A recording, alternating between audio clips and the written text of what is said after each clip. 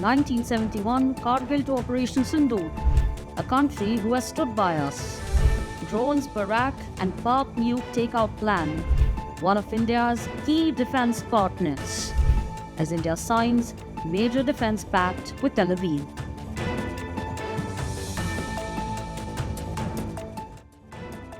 Hello and welcome. You're watching another episode of Explained with me, Megha Sharma. The year is 1950 and the month is September. This was the first time when India recognized Israel as a nation. Following this, India allowed the establishment of an immigration office in Mumbai, which eventually became the consulate.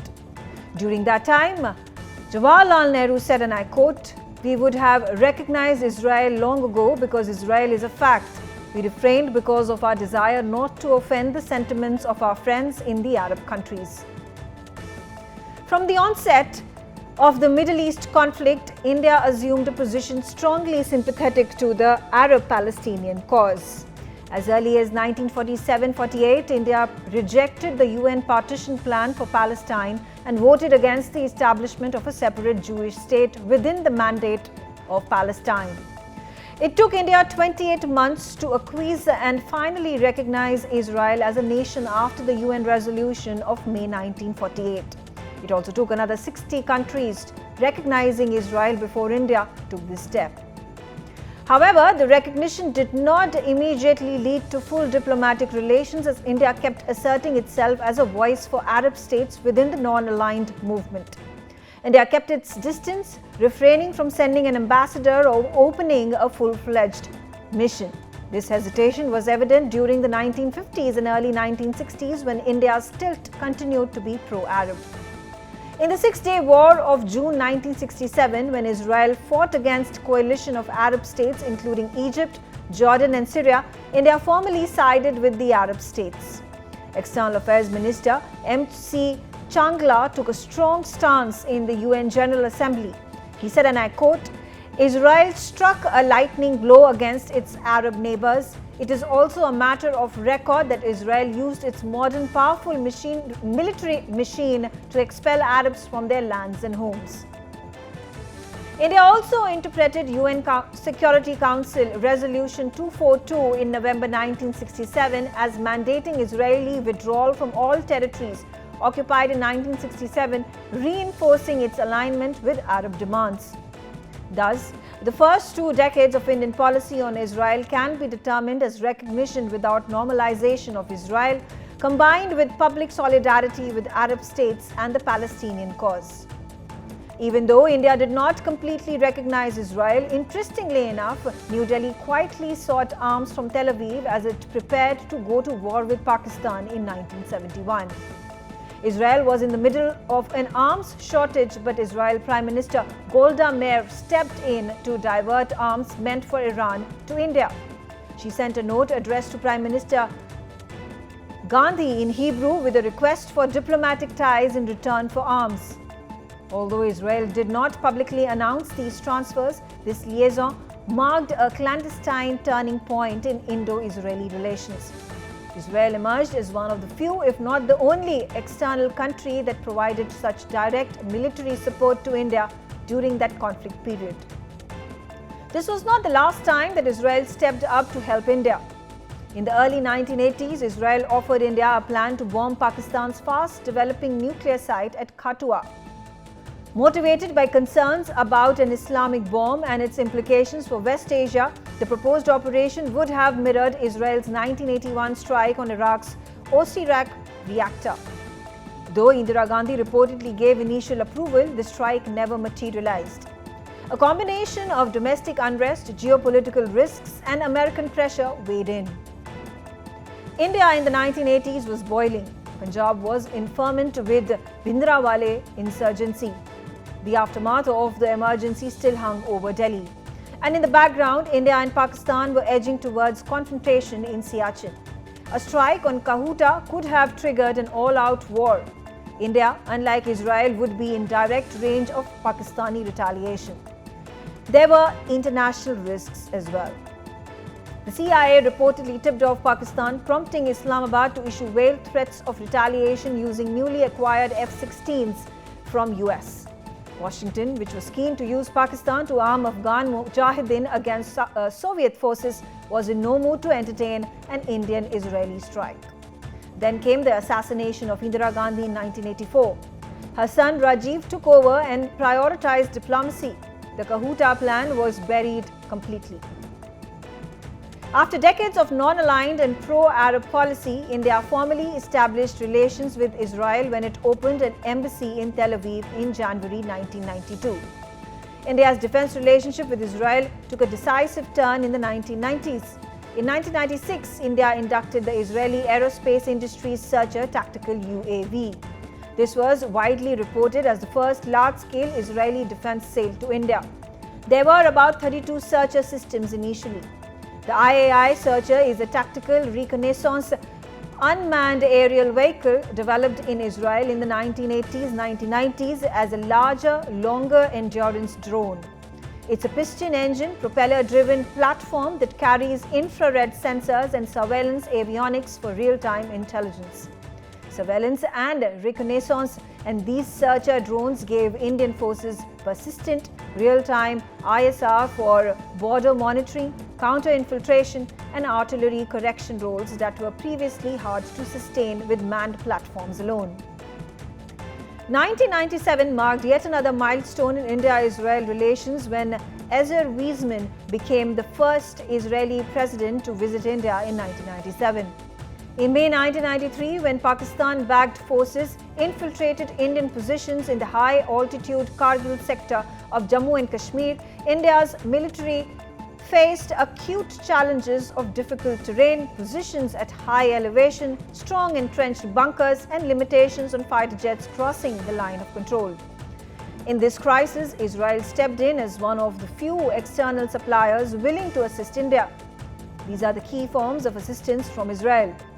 First was the supply of laser-guided bombs and related targeting pods. The Israeli lightning laser designator pods enabled Indian Armed Force Mirage 2000 jets to strike high-altitude Pakistani bunkers precisely. On 24 June 1999, a strike on Tiger Hill used this capability. Second, unmanned aerial vehicles or the UAVs and surveillance systems from Israel provided drones and sensors that helped India locate Pakistani positions in difficult terrain. Third, Israel supplied mortars, ammunition and other indirect fire support equipment to Indian ground forces.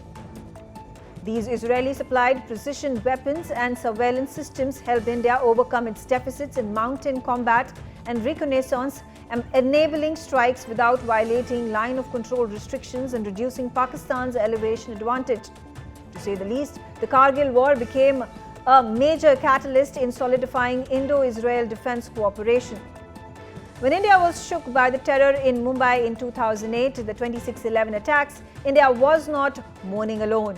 During the 2008 Mumbai terror attacks, one of the most haunting incidents took place at Nariman House, also known as the Chabad House, which was a Jewish outreach center run by Rabbi Gabriel Holzberg and his wife Rivka Holzberg. The attackers of Lashkar-e-Toiba specifically targeted this Jewish center, indicating the Jews were amongst the deliberate victims alongside Indians and Westerners. The terrorists killed 6 people in Chabad House, including the Holzbergs. Their 2-year-old son Moshe became the face of the tragedy. His Indian nanny, Sandra Samuel, managed to escape the building carrying the crying child, saving his life. Prime Minister Narendra Modi, on his visit to Israel in 2017, met this child who had turned 16 at the time. After the attacks, Moshe was taken to Israel, where he was raised by his maternal grandparents. His survival became a powerful symbol of resilience and Indo-Israeli friendship. When Moshe returned to Mumbai in 2018, India and Israel jointly honored Sandra Samuel for her bravery, reaffirming a bond rooted in shared grief and solidarity. In a message marking 30 years of full diplomatic relations in January 2022, Modi asserted that there cannot be a better time to set new goals for the India-Israel partnership, highlighting that the countries have always shared a special relationship. Israel's Prime Minister Benjamin Netanyahu does not shy away in praising Prime Minister Modi. He has lavished praise on Modi's leadership style and the dramatic upswing in India-Israel relations under him. Listen in to what he had to say on Prime Minister Modi's 75th birthday. Prime Minister Modi, my good friend Narendra, I want to wish you a happy birthday. You've accomplished so much for India in your life, and we have together accomplished a great deal in the friendship between India and Israel. I look forward to seeing you soon because we can bring our partnership and our friendship to even greater heights. Happy birthday, Mike. Under the Modi-Netanyahu era, the India-Israel bilateral relationship has advanced from primarily defense tech cooperation to a broader strategic partnership covering agriculture, water, space, cyber, trade and technology. During Modi's 2017 visit to Israel, 7 MOUs were signed in areas including space, agriculture, water and technology innovation. In Modi's 2018 hosting of Benjamin Netanyahu in India, 9 bilateral agreements were signed covering cybersecurity, aviation, investment, oil and gas exploration and other sectors. India-Israel relations have completed another significant milestone. On 4th and 5th of November 2025, India and Israel signed a new Memorandum of Understanding on Defense Cooperation during the 17th meeting of their Joint Working Group on Defense Cooperation in Tel Aviv. The MOU lays out a unified vision and policy direction to deepen bilateral defense ties with a focus on technology sharing, co-development and co-production of key defense systems. Priority areas identified include advanced research and development, artificial intelligence, cybersecurity, defense innovation, joint manufacturing, training and military-to-military exchanges. India is preparing to approve defense contracts with Israel valued at around $3.762 billion for additional medium-range surface-to-surface air missiles and rockets under joint development by Israel Aerospace Industries and India's Bharat Dynamics Limited. In conclusion, the India-Israel defense cooperation is an evolving story of trust, technology and transformation.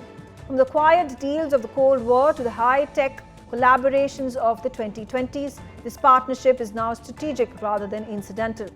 When Israel offered to help to India denuclearize Pakistan, when Israel aided India in terror strike responses, when defense MOUs were signed, and now with the 2025 deal setting up joint R&D, co-production and emerging technologies, these are iconic moments. This is not merely a relationship between two countries, it is a strategic alliance for the future. And as India and Israel set up the next generation of defense industrial bases, the stage is set for a decade of shared capability, shared standards, and shared security.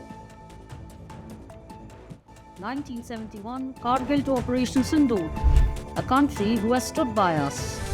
Drones, Barak, and Pak nuke takeout plan, one of India's key defense partners, as India signs major defense pact with Tel Aviv.